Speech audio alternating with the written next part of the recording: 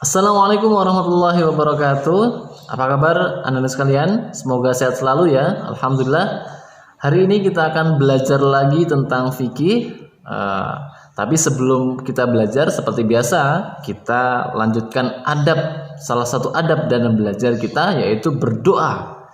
Oleh karena itu, yuk kita berdoa bersama-sama. أعوذ بالله من الشيطان الرجيم بسم الله الرحمن الرحيم اللهم انفعنا بما علمتنا وعلمنا ما ينفعنا وزدنا علما نافعا ربي زدنا علما وارزقنا فهما برحمتك يا أرحم الراحمين.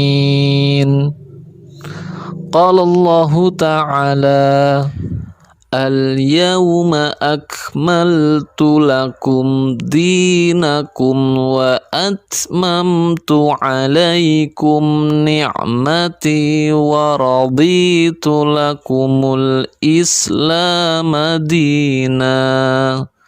Artinya, pada hari ini telah aku sempurnakan untukmu agamamu dan telah aku cukupkan nikmatku untukmu dan telah aku ridhai Islam sebagai agama bagimu. Quran Surat Al-Ma'idah ayat 3. Alhamdulillah. Ustadz doakan bagi yang sudah berdoa, semoga Allah berikan kemudahan dalam belajarnya. Ya, masih ingat pelajaran kemarin ya tentang hukum silaturahim atau silaturahmi. Hukumnya adalah fardu, wajib dan berdosa besar bagi yang memutus tali silaturahmi.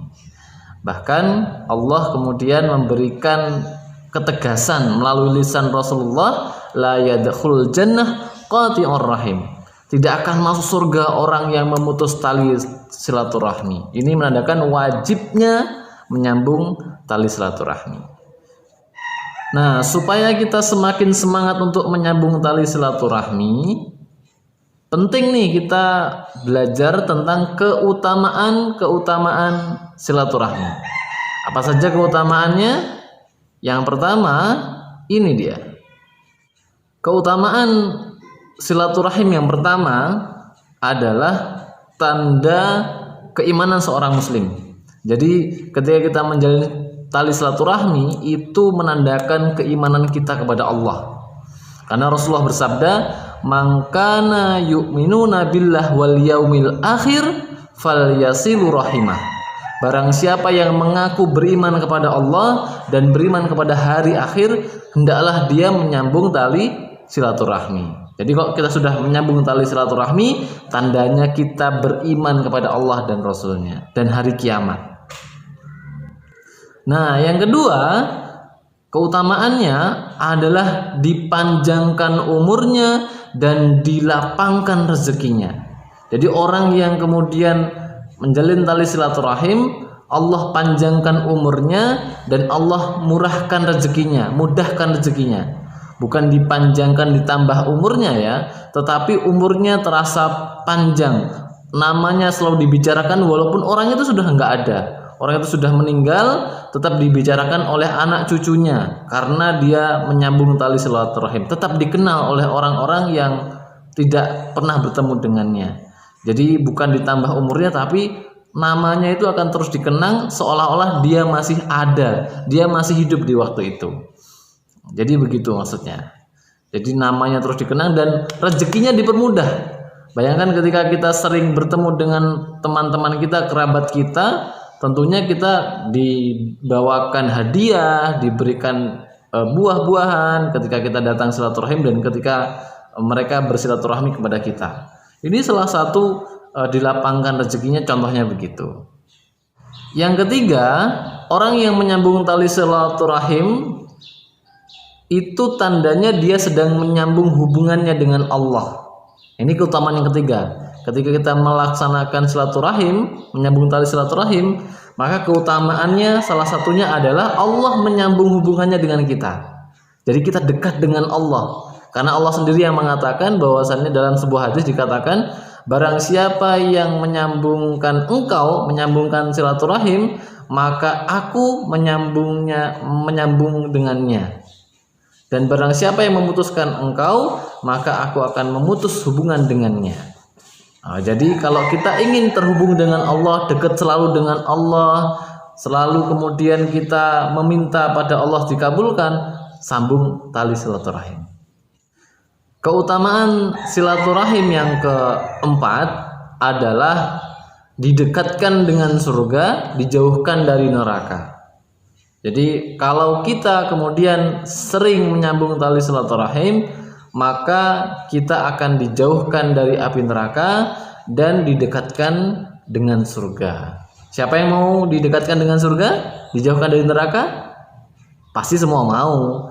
Maka dari itu, ayo kita sambung tali silaturahim kita dengan keluarga dan kerabat-kerabat dekat kita. Dan juga yang jauh, jangan lupa. Yang kelima, keutamaan silaturahim yang kelima adalah termasuk bukti ketaatan kita kepada Allah. Jadi ketika orang sedang melaksanakan menyambung tali silaturahim, dia sedang taat kepada Allah. Dia sedang melaksanakan perintah Allah dan dia termasuk orang-orang yang bertakwa. Jadi kalau kita ingin mendapatkan predikat solih, anak yang solih, anak yang bertakwa, hamba yang bertakwa, maka jangan sampai kita memutus tali silaturahim. Karena kalau kita memutus tali silaturahim, maka dipastikan kita tidak termasuk orang yang taat. Karena Allah memberikan predikat orang-orang yang menyambung tali silaturahim dengan sebutan orang-orang yang kemudian menjalankan perintah Allah. Dan orang yang menjalankan perintah Allah adalah orang yang taat kepada Allah Subhanahu wa taala. Nah, jadi sampai di situ ya pelajaran kita pada siang hari ini. Jadi terus bersemangat untuk menyambung tali silaturahim, dicari siapa saja keluarga kita, maka hubungi dia, minimal say hello, ucapkan salam, kalau bisa berikan hadiah. Kalau memang tidak bisa bertemu ya minimal teleponan, tanya kabar dan lain sebagainya. Jangan sampai didiamkan karena mereka adalah kerabat kita, keluarga kita yang harus kita sambung tali silaturahimnya. Baik, sampai di sini kita cukupkan sama-sama dengan membaca lafaz hamdalah dan doa penutup majelis. Alhamdulillahirabbil alamin. Subhanakallahumma wa bihamdika asyhadu an la ilaha illa anta astaghfiruka wa atubu ilaik. Kurang lebih mohon maaf. Wassalamualaikum warahmatullahi wabarakatuh.